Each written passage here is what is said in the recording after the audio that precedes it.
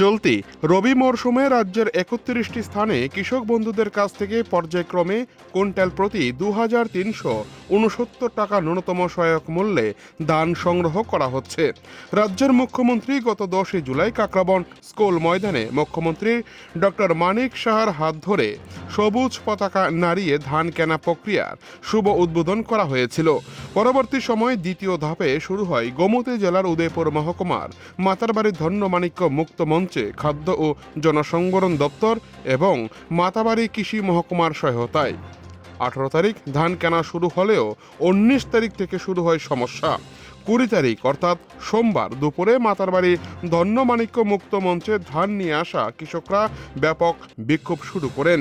কৃষকদের অভিযোগ, সরকারের কাছে ন্যায্য মূল্যের ধান বিক্রি করতে এসে সমস্যায় পড়তে হচ্ছে। প্রতিদিন ধানের বস্তা রাতের অন্ধকারে চুরি হয়ে যাচ্ছে মাতারবাড়ি মুক্ত মঞ্চ থেকে।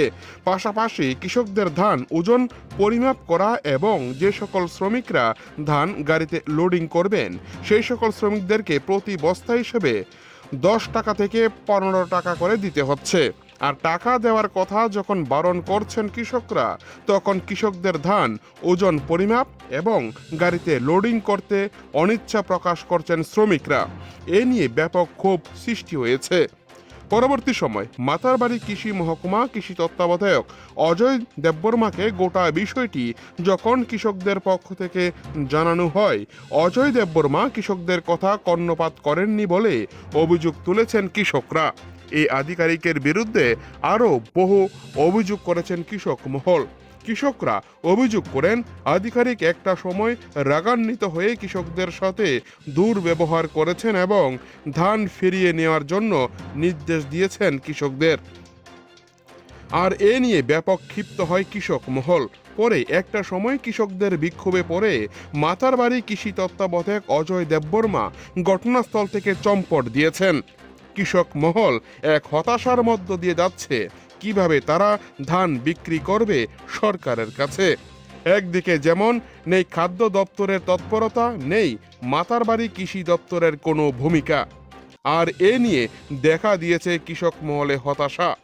রাজ্যের কৃষিমন্ত্রী রতনলাল নাথ যখন এই দপ্তরটিকে সাজানোর চেষ্টা করছেন রাত দিন, অন্যদিকে দপ্তরের এই ধরনের ভূমিকা রীতিমতো উদয়পুর মহকুমায় প্রশ্নচিহ্ন দাঁড় করিয়ে দিয়েছে। কোথাও কি রাজ্যের মুখ্যমন্ত্রীকে কালিমালিপ্ত করার চেষ্টা করছে এই একাংশ আধিকারিকরা? সেই প্রশ্ন ওঠা স্বাভাবিক। এখন দেখার বিষয় রাজ্যের কৃষিমন্ত্রী রতনলাল নাথ এবং খাদ্য দপ্তরের মন্ত্রী সুশান্ত চৌধুরী কি ব্যবস্থা গ্রহণ করে। কৃষকদের এই অভিযোগগুলির পরিপ্রেক্ষিতে কি ভূমিকা নেয় সরকার, সেই দিকে তাকিয়ে রয়েছে গোটা কৃষক মহল। মাতারবাড়ি থেকে নিজস্ব প্রতিনিধি রিপোর্ট, টিভি 100 বাংলা। আপনি যারা কৃষি দপ্তরে যিনি আধিকারিক অজয় বাবু, যে অজয় দেববর্মা, ওনার সাথে কি কথা হয়েছে আপনাদের? কইছি তাই না আমার প্রতি সেটা গেছে আরো কে লিগা? আমার ধান নিত না আমার লোকে কেন কেন রাগ করছে কেন? কারণ কি আধিকারিক? আমি একজন সাধারণ কৃষক। আমি কইছি আমরা এখন জমি জমা চাষের সময় আমার একটা ট্রাক্টর আছে, আমি ট্রাক্টরটা পর্যন্ত আজকে 2 দিন বাড়ি আমি গরিব মানুষ কর্ম করুন না বন্ধ, বুঝলেন? আমি কইছি এমনি এমনি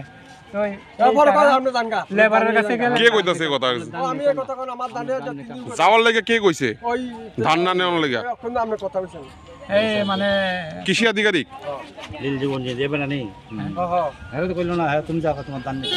কে কইছে? এটা আধিকারিক কইতাছে।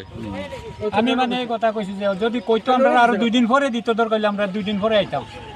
টাকা ছাড়া না বস্তা পিছে 10 টাকা করে দাম লাগে। কেরা টাকা দল না কারে? 10টা মাথা পিছে 10 টাকা দাম লাগে, নইলে বস্তা 10 টাকা ধরে। আচ্ছা, ব্যাপারীরা দিতাছে বন্ধা টাকা দিয়ে দিতাছে, তারা কি দিতাছে? আমরা ধান আজ 3 দিন পরে দিছি। 3 দিন পরে দিছি।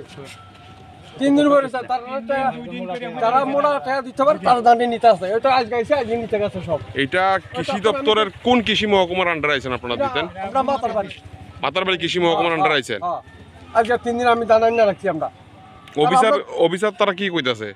তারা এলাই করতেছে না, অফিসার তারা এলাই করতেছে, কোন নিবাক কর না কৃষি মহকুমা যিনি আছেন আধিকারিক, তেনে কইতাছে নিব কোন তো এইটা সারলে এখন গাড়ি ঢুকাইবো এই আজ 3 দিনের অবস্থাটা করতেছে আমরা লোক আচ্ছা কি কারণে আপনাদের সঙ্গে এসব করতেছে? কি আমি তেল দিতাম পারি না আমি কারে টাকাটা দিতেন লেবার এটা কি কোয়া আছে আমি কইতাম না বস্তা পিছে 10 টাকা দর লাগে সরকার তো দিতেছে তারা টাকা, সরকার থেকে তো তারা টাকা বস্তা পিছে দিতেছে। 10 টাকা দিতে হবে তো কৃষি দপ্তরের যিনি আধিকারিক আছেন ওনারা কি আপনারা কিছু কইছেন না এই ব্যাপারে কোনো কইতেছে না তো। না কেউ কইতাছে না ওন আমি একলা কইলে আমার কথা কইবে তুমি দাদাই টিকা আমি কইছি কি নাম আপনার আমার নাম প্রফুল্ল দেবনাথ আমি কইছি ধান হইতে সিধা কতটুকু আনছেন ধান আমি 70 বস্তা ধান আনছি